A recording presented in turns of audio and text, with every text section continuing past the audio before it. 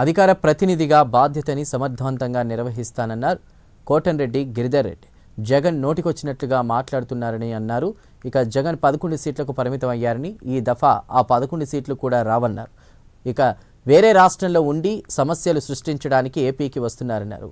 జగన్ నిన్న call data అని ఒక పేపర్ చూపించారని ఎమ్మెల్సీ బీద రవిచంద్ర అన్నారు. ఇక మాజీ సీఎం హోదాలో పరిజ్ఞానం లేకుండా మాట్లాడుతున్నారని అన్నారు.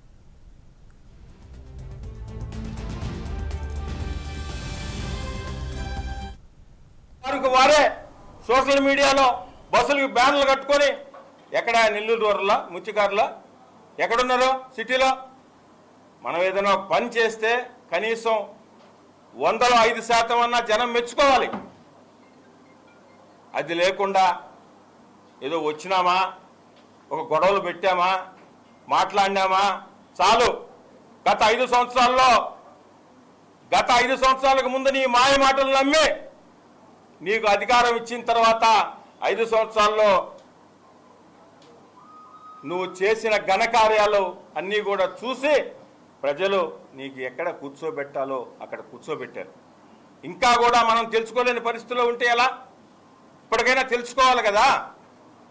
అది కాకుండా 5 సంవత్సరాలు ముఖ్యమంత్రిగా ఉన్నప్పుడు దూరం నుంచి బయటకు రారు, దూరం నుంచి బయటకు వస్తే పరదాలు కట్టుకొని తిరుగుతారు. ఈరోజు మట్సానికి అధికారం పోతే మాకు సీట్లు రాలా, నేను అసెంబ్లీకి రాను.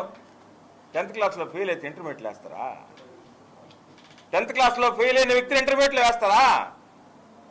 నాకు ఎట్టొకటి చేయండి, ఎట్టొకటి ఏం చేసేది? జనం ఒక తీర్పిస్తే ఎవరైనా